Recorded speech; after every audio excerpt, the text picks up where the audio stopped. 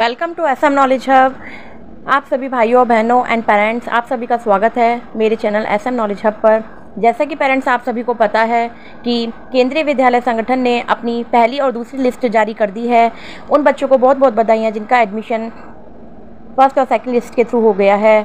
और काफ़ी सारे पेरेंट्स के मेरे पास में कमेंट आ रहे थे कि हमारे बच्चे का इतना वेटिंग लिस्ट है, हमारे बच्चे का इतना वेटिंग लिस्ट है, या हमने इस कैटेगरी से फॉर्म फिल किया है। तो आज मैं उसका सल्यूशन दूंगी कि पेरेंट्स किस तरीके से समझें कि मेरे बच्चे का एडमिशन होगा या नहीं होगा, और क्या क्या डॉक्यूमेंट चाहिए at the time of admission वो बताऊंगी, और थर्ड लिस्ट कब जारी हो रही है इसके बारे में मैं बताना चाहूँगी। तो वीडियो को अंत तक ज़रूर देखें। और जब अभी तक मेरे चैनल को आप लोगों ने सब्सक्राइब नहीं किया है, जो चैनल पर नए हैं वो सब्सक्राइब करें, लाइक शेयर कमेंट करना ना भूलें।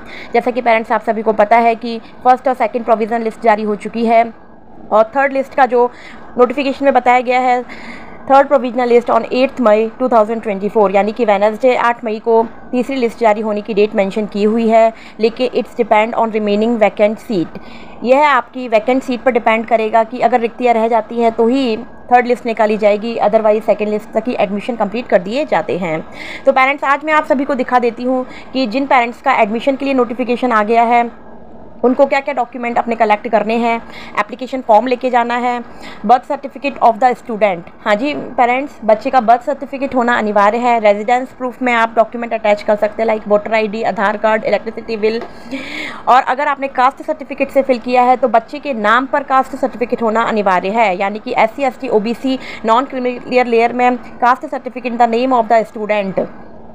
अगर आप गवर्नमेंट एम्प्लॉई के थ्रू आपने कैटेगरी में फिल किया है, अगर आप स्टेट गवर्नमेंट हैं या तो आपको service certificate of the parent आपको देना पड़ेगा। Proof of transfer with date of posting if applicable. अगर आपके ट्रांसफ़र्स हैं तो उसका प्रूफ आपको लगाना पड़ेगा।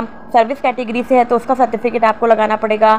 अगर आप एक्स सर्विसमैन के बिहाफ पे आपने फॉर्म फिल किया है तो रिटायरमेंट सर्टिफिकेट या डिस्चार्ज सर्टिफिकेट आपको देना पड़ेगा। डिसेबिलिटी एबल्ड में लगाया है CWSN में तो आपको उसका सर्टिफिकेट लगाना पड़ेगा। RT कैटेगरी के थ्रू आपने लगाया है तो उसके थ्रू जो भी वैलिड डॉक्यूमेंट है वो आपको अटैच करके देना पड़ेगा। तो ये पेरेंट्स आप लोगों के लिए हो गया कि क्या क्या डॉक्यूमेंट आपको अटैच करने हैं।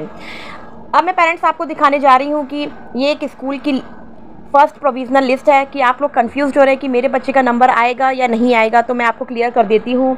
It's upon depend on school list. बहुत सारे स्कूल ऐसे हैं जहाँ पर 2 शिफ्ट चलती हैं, बहुत सारे स्कूल ऐसे हैं जहाँ पर एक ही शिफ्ट चलती है। कहीं पर स्कूल के सेक्शंस काफ़ी ज़्यादा है। मान लीजिए एक स्कूल में 5 सेक्शंस रन कर रहे हैं, तो वहाँ पर एक क्लास में सपोज़ 40 बच्चे लिए जाते हैं, तो 5 सेक्शंस के अकॉर्डिंग हो गया 200 बच्चे। और उसी हिसाब से अगर दूसरी शिफ्ट भी उसी स्कूल में चल रही है तो 200 + 200 इट मीन्स 400 बच्चे आपको एक ही स्कूल में सेलेक्ट किए जाएंगे। तो उस केस में बच्चों के लिस्ट के जो वेटिंग लिस्ट वाले बच्चे हैं उनके चांसेस काफ़ी ज़्यादा हो जाते हैं। तो ये पेरेंट्स, आप जहाँ स्कूल आपने जो फिल किया है आप उस पर वहाँ पर जाइए और वहाँ पर स्कूल से कंफर्म करिए कि मेरे बच्चे का कितना वेटिंग में है और आने के चांसेस हैं या नहीं हैं। तो आप स्कूल से कंफर्म करेंगे तो ज़्यादा बेटर रहेगा। मैं आपको एक एस्टिमेटेड बता सकती हूँ कि बच्चे के एडमिशन होने के चांसेस हैं या नहीं हैं। ये मैं एक स्कूल का आपको क्लास 1 का लॉटरी लिस्ट लेके आई हूँ। इसमें आप देखिए पेरेंट्स, लॉटरी नंबर है जो ये कैटेगरी 1 में अप्रॉक्सीमेट कितने बच्चे सेलेक्ट हुए हैं। मैं ड्रैग करती हूँ नीचे, आप देखते जाइए। इट मीन्स कैटेगरी 1 में 113 बच्चे सेलेक्ट हुए हैं, 114 बच्चे सेलेक्ट हुए हैं। दैन उसके बाद में जो लॉटरी का सीरियल नंबर है 115, 116, 117 और उनके साथ में लिखा हुआ वेटिंग नंबर 1, 2, 3। इट मीन्स जो इन बच्चों के बाद में ये फर्स्ट लिस्ट का है, इसके बाद जो सेकंड लिस्ट निकली थी उसमें ये बच्चे पहले एलिजिबल होंगे, यानी कि वेटिंग 1 में इनका सबसे पहले एडॉप्शन होगा, फिर 2, 3, 4, 5, 6 इस तरीके से। देखिए वेटिंग इस तरीके से दे रखी है, यानी कि 144 नंबर वाली की वेटिंग लिस्ट है।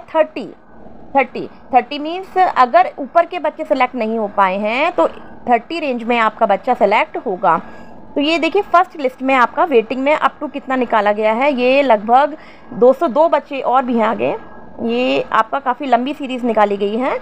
तो इस तरीके से ये फर्स्ट लिस्ट है जिसमें से 114 बच्चे फर्स्ट लिस्ट में सेलेक्ट हो गए थे। दैन उसके बाद वेटिंग निकाली गई थी। तो ये आपका फर्स्ट लिस्ट का हो गया क्राइटेरिया। अब पेरेंट्स, मैं आपको दूसरी लिस्ट दिखाती हूँ। ये देखिए, ये आपकी पेरेंट्स सेकंड लिस्ट है। अभी मैंने पहली वाली लिस्ट में दिखाया आपको कि फर्स्ट लिस्ट में 114 बच्चे तक सिलेक्ट हुए थे। दैन ये सेकंड लिस्ट है जिसमें आप देखिए सबसे पहले प्रेफरेंस 115 नंबर पर वेटिंग लिस्ट इस बच्चे का 1 था, फिर 116 नंबर पर जिसका वेटिंग लिस्ट 2 था। तो ये सारे बच्चे सेकेंड लिस्ट में सेलेक्ट हो गए हैं। इट मीन्स 159 तक जिनका वेटिंग लिस्ट 45 था, ये बच्चे सेकेंड लिस्ट में सेलेक्ट हो गए हैं। अब डिपेंड करता है कि जब डॉक्यूमेंट वेरिफिकेशन होगी कि वहाँ पर डॉक्यूमेंट में किन बच्चों की कमियां निकलती हैं। बहुत से बच्चे हैं कि इस स्कूल में ना लेके दूसरे स्कूल में दाखिला ले लेते हैं, तो 2-3 सर्कमस्टांसेस हो जाते हैं कि वहाँ पर बच्चे एडमिशन्स नहीं लेते हैं। तो उस केस में अब ये थर्ड लिस्ट भी निकाली जाएगी। अब देखिए मैंने जो फर्स्ट लिस्ट दिखाई थी आपको पेरेंट्स, उसमें देखिए आप 148 तक तो सेकंड लिस्ट में भी सेलेक्ट हो गया। अब उससे लिस्ट तो आपकी काफ़ी ऊपर तक जा रही है, तो ये बच्चे अब एस्टिमेट लिए जाएंगे थर्ड लिस्ट में। अगर सीट वैकेंट रह जाती है तो जो 150 के ऊपर के जो बच्चे हैं, लाइक ये 165, 166, 167 वेटिंग में जो आ रहे हैं, जिनका वेटिंग नंबर है 53, 52, 51, तो ये बच्चे सेलेक्ट किए जाएंगे। तो मेरा कहने का मतलब ये है पेरेंट्स कि आप लोग अपने जो स्कूल नियरेस्ट स्कूल जो फिल किया था आपने, वहाँ पर जाइए आप, और वहाँ पर जाकर आप पता करिए कि मेरे बच्चे का जो वेटिंग है वो कितने नंबर पर आ रहा है और कितने बच्चे अब तक सेलेक्ट हो चुके हैं। थर्ड लिस्ट में आते आते अप टू 50 अगर रह जाता है, लाइक अगर 50 वेटिंग लिस्ट तक बच्चे सेलेक्ट हो गए हैं और उसके बाद में ये समझ लीजिए 15 से 20 बच्चे और सेलेक्ट होने के चांसेस रह जाते हैं। तो पेरेंट्स आप लोग परेशान ना होइए, जिस बच्चे का एडमिशन में वेटिंग लिस्ट काफ़ी लंबा है, तो आप अभी दिल्ली में तो स्पेशली EWS DG कैटेगरी के फॉर्म निकले हुए हैं, तो आप वहाँ से फिल कर सकते हैं RT कैटेगरी के तहत। अदरवाइज़ आप किसी और स्टेट से हैं तो आप नेक्स्ट ईयर ट्राई कर सकते हैं, बिकॉज इस साल काफ़ी सारे एप्लीकेशंस फिल हुए थे और वेटिंग अगर लंबा है तो एडमिशन के चांसेस कम हो जाते हैं। बाकी आप अपने स्कूल से पता करिए कि मेरे बच्चे के एडमिशन आने के चांसेस हैं या स्कूल थर्ड लिस्ट निकाल रही है या नहीं। वैसे सर्कुलर में जो लिखा हुआ है थर्ड लिस्ट 8 मई 2024 को निकलने वाली है, जहाँ पर वैकेंसी ज़्यादा है या कुछ वैकेंट रह जाएंगी सीटें, वहाँ पर एडमिशन के चांसेस बन जाते हैं। तो मैंने वेटिंग लिस्ट भी आपको पेरेंट्स समझा दिया कि किस तरीके से सिलेक्शन प्रोसेस होता है। इसी तरीके से अधिक जानकारी के लिए SM नॉलेज हब पर बने रहिए। मेरे चैनल को सब्सक्राइब करना ना भूलें। एजुकेशन से जुड़ी नई नई जानकारियाँ आपको यहाँ पर मिलती रहती हैं और एक्यूरेट प्रोवाइड कराई जाती हैं। तो पेरेंट्स आप लोगों को हमारा काम इन्फॉर्मेशन प्रोवाइड करना है, बाकी आप स्कूल पर ट्रस्ट करके वहाँ से पता करिए कि किस तरीके से एडमिशन का प्रोसेस है। धन्यवाद।